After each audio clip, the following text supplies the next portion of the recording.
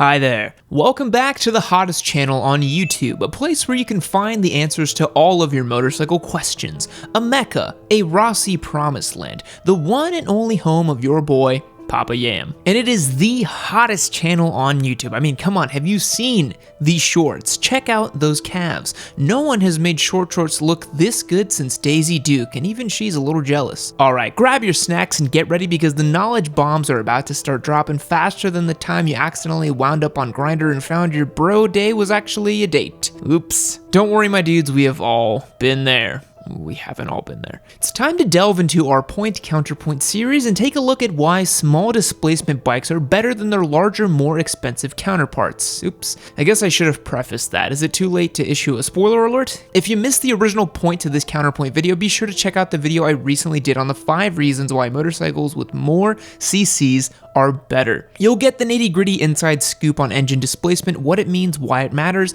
and whether a lot or a little is going to be best for your riding style. But for today's video, let's get focused and kick it off with the first reason small displacement bikes are undeniably the sweeter of the two. Number 1, small displacement bikes are lighter than bigger displacement bikes. Now, why is that a good thing? Having a lighter bike is a good thing in general because it means it will handle more nimbly, which means it's going to be a lot easier for beginner riders to handle. It also means that it's going to be much more flickable. And for you new guys out there, flickability is what we as motorcyclists refer to as the feeling of how quickly a bike will lean over onto its side when taking a turn. Small displacement bikes can flick from left to right much more quickly than something like a Turbo Busa, for example. I'm a big advocate of not purchasing too much bike, and a large part of that pertains to weight.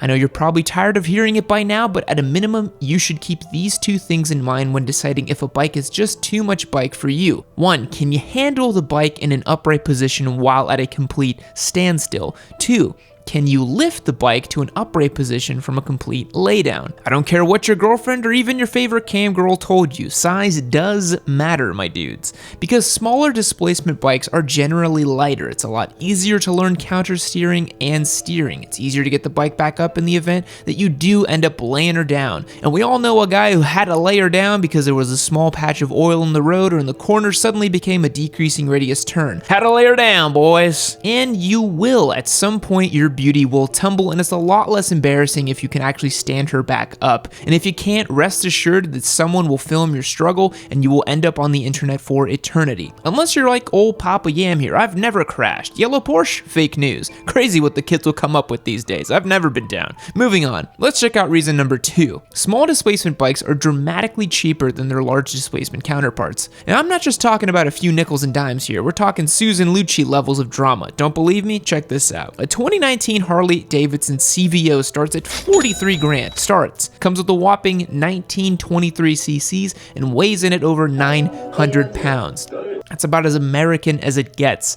A 2019 Kawasaki Ninja 650 ABS is gonna run you around $7,400. That's gonna get you 649 cc's of parallel twin action, and that's still pretty pricey to some folks though. Check out what happens when we drop down and opt for a bike with an even smaller engine displacement. A 2019 Kawasaki Ninja 400 is gonna run you about 5 grand, and the 400 clocks in at 399 cc's. And you can get a Kawasaki Ninja 300 for lightly used for even cheaper. Now, before everyone jumps in the comments about how Harleys and Cowies being apples and oranges, you can do this comparison within the same brand. Small displacement Harley Davidsons are less expensive than larger displacement sizes, so the comparison stands. For this video though, I wanted to take a huge engine and compare it to a smaller but still satisfying engine on the market. The big 4, Honda, Kawasaki, Suzuki, and Yamaha, well, they just dominate the world of affordable motorcycles, primarily because they also dominate the world of manufacturing. We've talked about the logic behind this before, but in case you missed me showing off my hard-earned economics degree in the video featuring the big 4, here's a quick recap. Mass production equals lower price tag. Moving on. Number 3,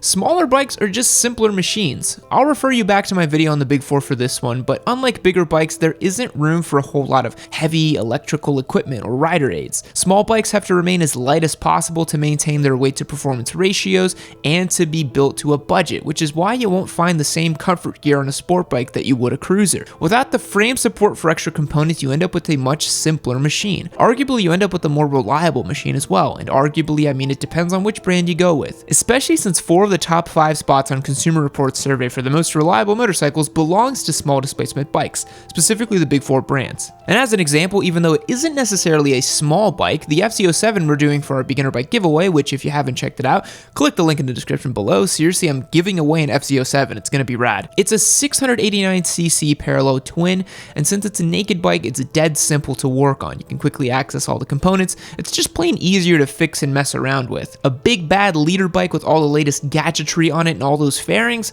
well, that's a little more complicated to mess with.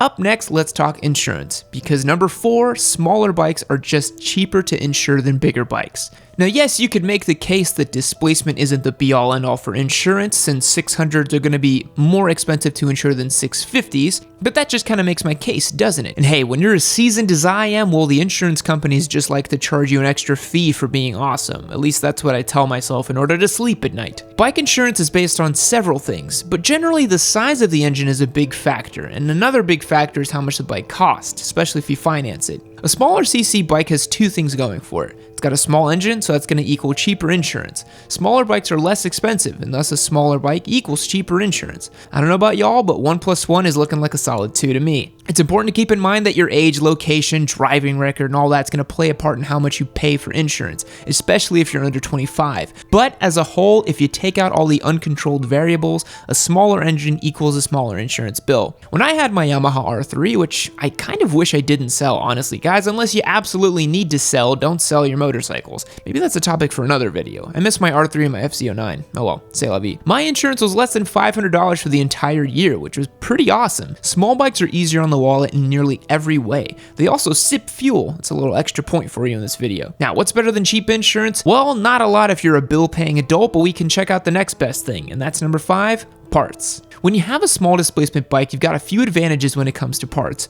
For starters, they're incredibly easy to get your hands on when you need them because they are typically mass produced. Again, the majority of smaller bikes are part of the big 4's reign, so they take mass production to a whole new level. That being said, you'll also be able to find the parts you need for lower prices. Let me lay another math lesson on you. Small bike equals conveniently acquired parts plus less expensive parts. Small bikes equals the ultimate economic dream. The final reason on today's list of reasons why small displacement bikes are better than bigger ones, I've got 2 words for you people: track days. Now I probably should have started with that one, but then this would have been a 1 reason list, and that just doesn't seem fair.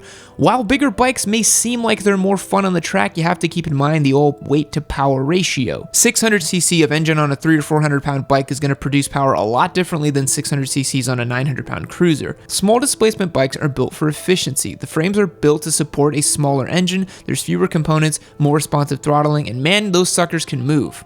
There's a reason that even hardcore track junkies go back to smaller bikes after ripping around for a few seasons on a 600 or even 1000 class bike. After they have the chops on a bike with 200 horsepower, there's really something about going back to your roots on a machine that makes 45 horsepower that makes you feel like Rossi at Laguna Seca. There's something really to be said about utilizing every ounce of a machine and trail braking hard on a small displacement bike, banging down gears and going wide open at the apex as you lift the bike back up while you pass some dude on a GSX-R 1000. Well, that just feels amazing. At least I would assume so. I've never actually done that, but by God, I want to get back on the track so bad. And you have to remember it's bike specific too. Try dragging a knee next time you're on a touring bike. It's not going to end well. And now try dragging a knee on something that's designed specifically for that reason. Things are going to go down a lot differently. For starters, there won't be any chrome scraping, foot pegs digging in, etc. It's a cleaner, faster, thrilling track day experience. It would be like taking a Ford Explorer to the track and racing against a Honda Civic. Apples to oranges again, I know, but think about it. One is designed for all-out comfort, the other it's lighter, more aerodynamic, etc. You get the point. Which is why that's going to do it for today's lesson. Thanks for stopping by. Your attendance at Yammie's finishing school is appreciated, although some of you are a few payments behind on your tuition. I'm going to let that slide since I'm such a benevolent guy, but if you're new around here, pay your tuition, hit the subscribe button, and ring that bell to turn your notifications on. That wasn't so hard now, was it? Don't forget to check out our beginner bike giveaway series. It's just about time to give away the completely inappropriate Hentai Hornet. There's some unfortunate news I will share with you guys this Friday about it, but it's all gonna work out, I think. We'll see. She's the internet's favorite crap bike. What do you expect? How else could this go down? We've also got this loud as hell and beautiful FZ07 we're giving away. Check out the links in the description box below to find out all about those and get all the information you need in order to toss your hat into the ring and win one. I'll catch you guys in the next one. See you later. Fact. Koalas have fingerprints. In fact, koala prints are indistinguishable from human fingerprints, even to expert crime scene investigators. As a built-in alibi, I was framed! Goodbye.